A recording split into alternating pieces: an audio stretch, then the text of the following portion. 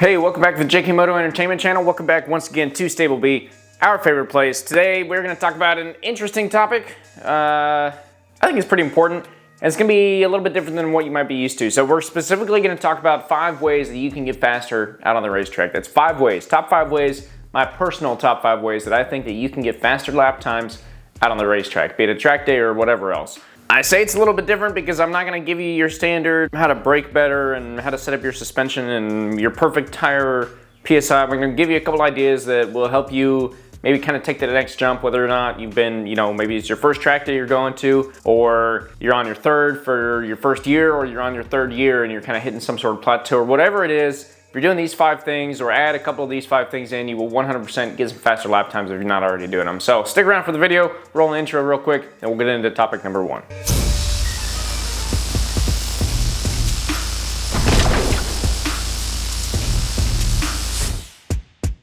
This is a clutch, in case you didn't know. Behind that clutch is, let's see if I can actually get this off of here.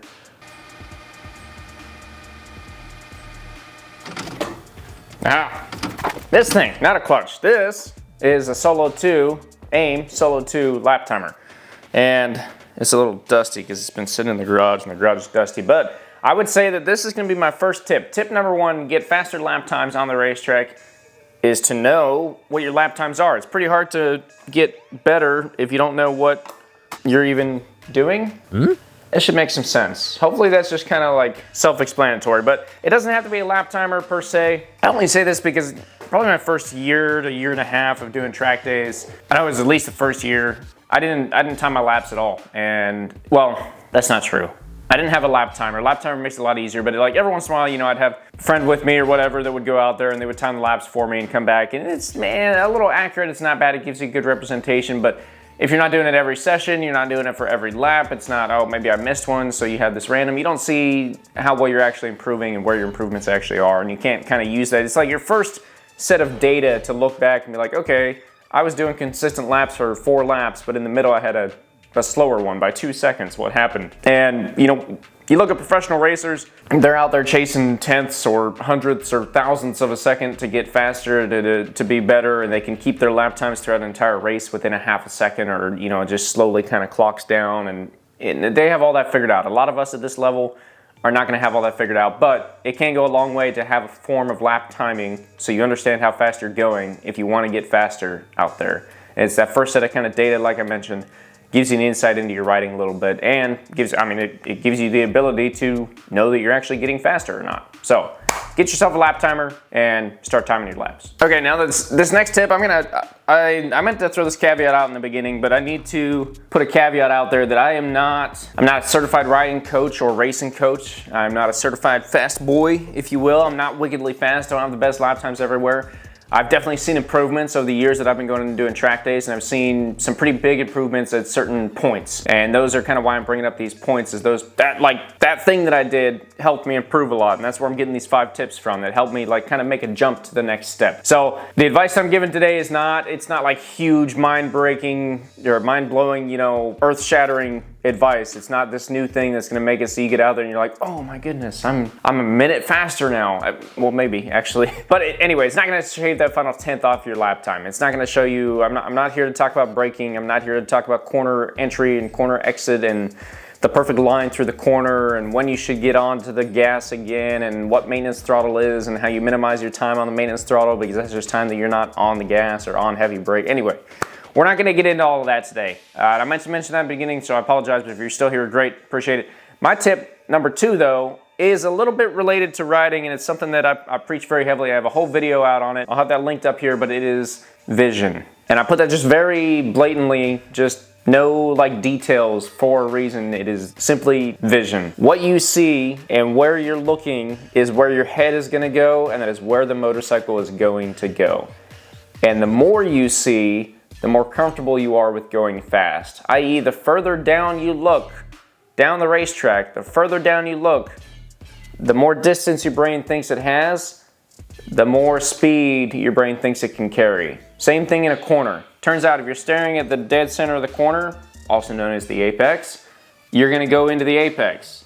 And as you get there, you're gonna slow way down because it's gonna be right there and you're gonna wanna get there. And so your brain's gonna slowly slow down, slow down, slow down. And then eventually you're like, oh, yep, I'm at the apex now. And you look up and you look down the track and you could have been in the gas 3 minutes ago. Not actually, but could have been in the gas a long time ago, way, way back there. And you could have carried way more speed into the apex. And that is something that I still struggle with all the time. I call it target fixation. Also applies to many other things, but it's all just vision. And it's when you find something and you just fix on that one thing. Your eyes should be constantly moving out on the racetrack. Your vision is everything. It's like where most of the speed is found. If you can open up your vision and you keep your eyes moving and they're always moving down, you will just naturally be more comfortable with more speed because your brain thinks that it has more room. And it's literally like, there's scientific data behind that. There's different roads, at least in the United States, where they will make the road lines skinnier and that will make people go slower, subconsciously.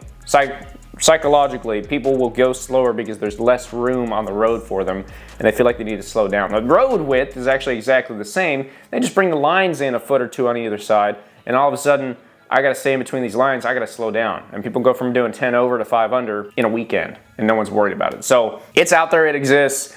Open up your vision, see the world, scan your eyes, move them, practice it. Practice it anywhere, all the time, when you're walking down the street, when you're driving to work. Think about it. Just think about it for a second. Think about where you are looking and how can I look out further and figure out how far out you can look. And when you get to the racetrack, do the absolute same thing. Middle of the corner, you gotta be thinking about it. You have to force yourself to do it till you get in the habit. Pick your eyes up, move them to the outside edge of the corner, move them to the next corner entry, move to the next apex. You should always be like 2 steps ahead with your eyes. All right, our third tip for today is gonna be pretty simple. And this is just kind of like general tip for how to get better at anything. And so I hate to just say this, but I feel like it needs to be said. One of the best ways you can get faster on the racetrack is by going to the racetrack. It's not gonna happen overnight. There are people that are just kind of born with the ability and they don't have the fear factor and they're ready to go and they're amazing and whatever. There are some of us that have been riding for years and we hit a racetrack and we're just not, we're not there. We don't have the speed. And sometimes to break that, you just have to keep going. I can tell you that I have no issues with you getting out there, going on YouTube and searching everything. There's a bunch of different YouTube channels out there that have a lot of great info on how to ride on the track fast and how to do all these different things. But nothing is going to be better for you than going out and riding. In fact, if you literally put this video down, turn it off like right now, give me 5 more seconds and turn it off. Go buy some track tickets and go to the track 3 times this weekend, or 2 times this weekend, or right now if it's a Friday, go tomorrow. There's probably a track day somewhere. That is better for you than even finishing this video or watching any other combination of videos, whatever weekend it is for you. It's gonna go way further. And I feel like it doesn't even need to be said. It's just kind of like the whole practice makes perfect thing. We preach that for everything, but I feel like there are definitely a lot of people, track days are expensive. You have to have the whole day available, so you can't just like do it after work unless you live somewhere with a private track. So it's hard to just fit this into our normal lives constantly. And so I feel like a lot of times we'll go do 2 or 3 track days a year and think that we're gonna get so much better. That's really, you got one track day of like dusting off the dust from the winter. You have one track day of maybe starting to warm back up fully, and then one track day of maybe improving, and that's depending on how much time is in between them all. If you're only doing that many track days a year, I wouldn't expect that much improvement. Now, if you get out there and you work your butt off, and you've got a pretty good memory and things like that, then maybe you can knock the dust off in the first session or 2, and then you can get out there and put in some good effort and make some progress. But realistically, one of the best things that's gonna help you out on the track and gonna help you get those lap times down is just getting more track time. Spend more time out there, you will get faster, it'll come naturally to you, and you'll see changes. Okay, next tip, this is tip number 4. This tip is gonna be to get some coaching. Now, I put a caveat on there. I have not got that much coaching. I do think that if I had got more coaching in the beginning of my career, if you will, I might have been a lot faster by now. However, I also didn't necessarily want to just jump straight to going wicked. Like, it's hard to say because I don't want to sit here and be like, well, I never wanted to go fast, so I don't care, because everyone's gonna be like, yeah, right, dude, you're just saying that because you're slow. And that might be partially true. But the truth is, my goal was to go around the US and see the racetracks in just about every state, or everywhere that I could. I wanted to travel all over the US and eventually one day all over the world and just see all the racetracks and do that on a motorcycle. Didn't necessarily want to start racing, at least not yet, because I knew as soon as you do that, your money for track days kind of goes into money for tires for racing and everything else. So I found myself out on the grid one day, and we'll get into the grid in a minute, but getting some coaching will definitely help you out. Now, the other caveat that I have with that is you want to make sure it is good coaching, that the person that is coaching you can actually coach more so than just they've got some really fast lap times, so you want to hear from them. And there are some people that take full advantage of that, and they're just like, yeah, hey, I'm fast, so I can make you fast. And then they'll charge you money, and they'll give you some coaching, and they'll send you on your way. And maybe you get something from it, maybe you don't. That's fine. People that are doing that are great, whatever. My advice to you is to make sure that you vet your coaches, talk with them beforehand, see their success stories outside of just themselves, because not everyone is as good of a coach as they think they are. Some people can ride very well, but they have a more difficult time portraying that to other people and getting it to come out in the other person's riding.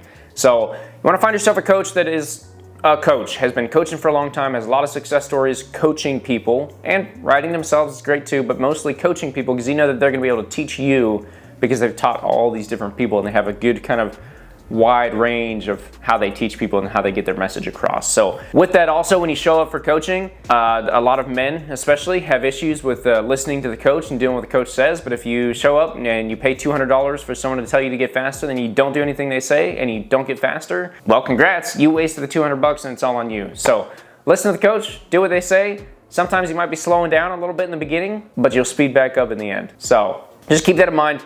But coaching will 100% help you out there on the track, help you get a little bit faster. As long as you listen, you take the advice, and it's a good coach, and they can actually get that kind of advice and that teaching out to you. So get yourself some coaching. Okay, our fifth and final tip, I've got a little bit of a bonus tip, which I'll throw in right at the end of this tip, but our fifth and final tip is going to be to get on the grid. Now, if you don't know what the grid is, I'm talking about the race grid. It was told to me a long time ago with a buddy of mine, good old Lugnut, Anthony Lugnut Norton, very actual certified fast guy. He said the fastest way to get faster